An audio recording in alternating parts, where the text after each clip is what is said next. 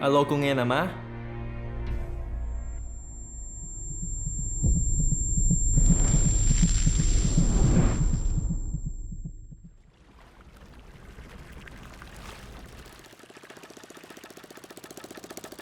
Anh ơi, ghi hấu đi anh chị ơi. Ghi hấu Cần Thơ mới lên nghe ủng hộ em đi anh chị ơi. Rồi các nghe ngon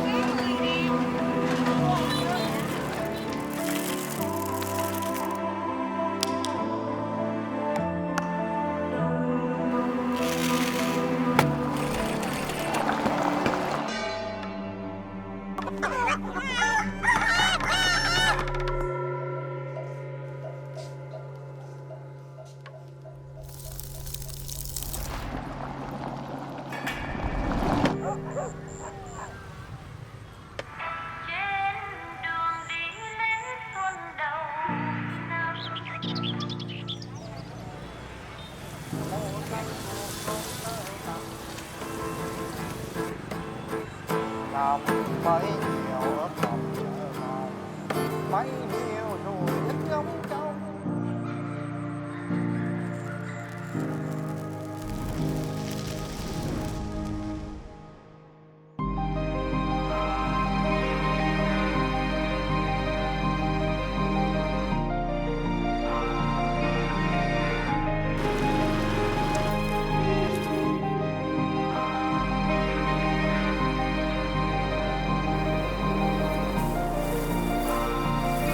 Tết này đặt vé về sớm hơn được không con? Dạ chi vậy má?